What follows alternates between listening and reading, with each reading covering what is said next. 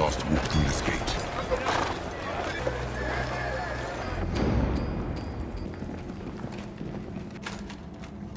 Daisha, on behalf of Lord Agelmar, I welcome you back.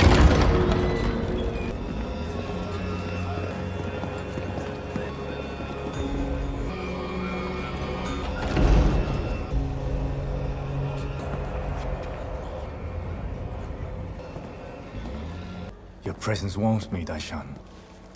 Moiraine said I. To what do we owe this pleasure? We have guarded Talwyn's Gap for 1,000 years. Have fought off armies of Trollocs that would make even a Aes Sedai blush. I have no intention of advising you. I am simply here with a warning. The Dark One has begun to use the ways to move his armies. You and your companions are welcome here as long as you wish. The borderlands have a long history of mutual support with the White Tower. That would not change while the Black Hawk still flies. Thank you, my lord.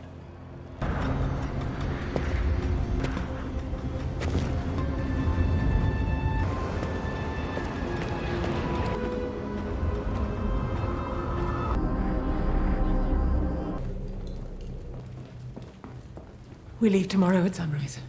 I don't want you to die. Any of you. But whichever of you goes to the Eye of the World and is not the dragon, you will die there. Ground to dust between two forces of nature. You've made your choice. But we'll make our own. Running, hiding, won't save you from the weaving of the pattern. Make your decisions tonight, then. We leave at dawn.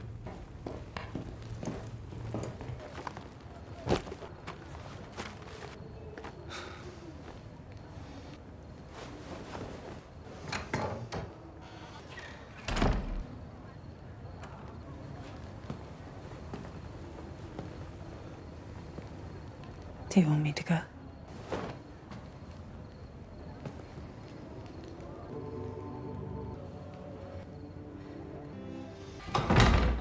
I know who you are. Look me in the eye and tell me that you want to know what I've got to say. It was the first vision I ever had. I saw a man in armor. And when I looked at him, I saw a baby born.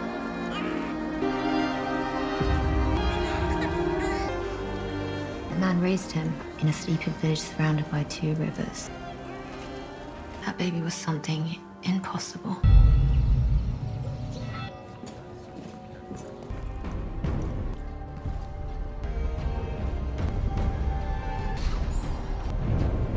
It's me.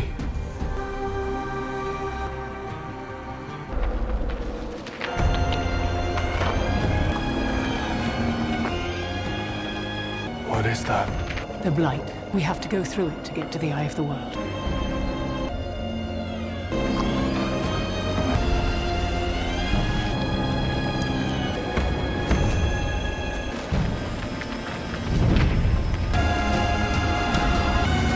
Is Rand still a hero, or has he become something else entirely? And here's where Robert Jordan's genius truly shines. Most epic fantasies tell stories of external battles, the good guys versus the bad guys, the hero against the villain. But the Wheel of Time dares to ask, what if the greatest battle happens inside the hero himself? Rand doesn't just represent strength. He represents fragility. He represents the truth that saving the world might break you long before the last battle arrives. This is not a power fantasy. This is a tragedy in slow motion. And yet, there's hope. Because even in his darkest moments, even when Rand is consumed by anger, paranoia, and despair, there are glimmers of light. Small reminders that humanity cannot be erased so easily. Acts of kindness that slip through the cracks in his armor. Memories of Tam's wisdom, of Egwene's friendship, of the people he's fighting for. Rand's struggle isn't about choosing between light and dark.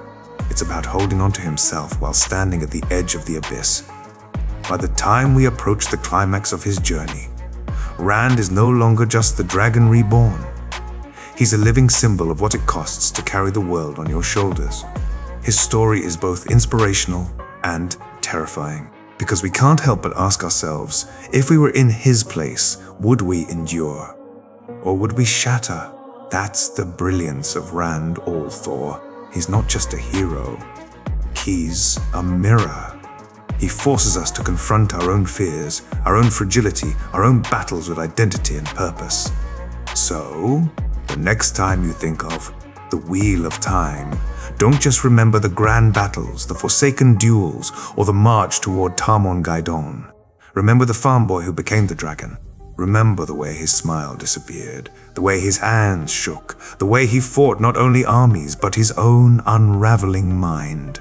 Because Rand al'Thor's greatest enemy was never the Dark One. It was himself. It was himself. And that's why his story matters. The Dragon Reborn. It's a title wrapped in fire and shadow, glory and doom. To the people of Randland, the dragon is not just a savior, it's a curse reborn. He is the man who will stand against the Dark One at the last battle, yes. But he is also destined to bring terror, destruction, and death. The prophecies do not paint a picture of a triumphant hero. They paint a portrait of someone crushed beneath a fate no sane person would accept. And for Rand al'Thor, the moment the words of prophecy begin to point in his direction, his world collapses. The early prophecies, a crown of thorns, born of a maiden, raised by the old blood. He shall be marked, and he shall break and remake and be the breaker of worlds. Even before Rand realizes the truth, prophecy isolates him. The Karaethon Cycle. The collected prophecies of the dragon acts like a script he cannot escape. No matter where he turns, there is a line written centuries before that seems to dictate his path. Instead of a roadmap of hope, it becomes a cage. Think about the very first revelations. He was not just any boy from the Two Rivers. His birth was written in the stars. His mother was a maiden of the spear. His father, not the man he called dad, but Janduin of the Aiel. The story of his origin tears away his identity, separating him from his people, his heritage, even from Tam, the man who raised him with love. From the start, prophecy doesn't give Rand purpose. It steals it. It tells him, you are not who you thought you were. You are something more, and you will never belong again. Madness. A ticking time bomb. If prophecy isolates Rand, the taint on saidin destroys him from within. In the eye of the world, when Rand first channels unconsciously, it is a moment of salvation. He saves his friends from certain death, but woven into that victory is a curse. Men who touch the one power go mad. Not maybe. Not possibly. Not possibly. Every moment of strength becomes a reminder that he is walking toward insanity. He knows what it looks like. He's heard the stories of men who channeled, tearing down cities in madness, killing their families, leaving scars on the world. He knows that every time he reaches for the power, he risks becoming the very monster people already fear. Imagine carrying that. Imagine knowing that your greatest weapon is also your slowest poison. Imagine feeling Luz Theron's voice whispering in your head, blurring the line between past and present, sanity and delusion. Rand lives every day with a time bomb in his skull. And the more the world demands he use the power, the closer the explosion comes. The crushing burden of saving the world. What makes Rand's story so devastating isn't just prophecy, isn't just madness, it's the unbearable weight of expectation. In the beginning, he's just a boy who wants a quiet life. He wants to marry Egwene, to help his father on the farm, to live in peace. But almost overnight, that possibility dies.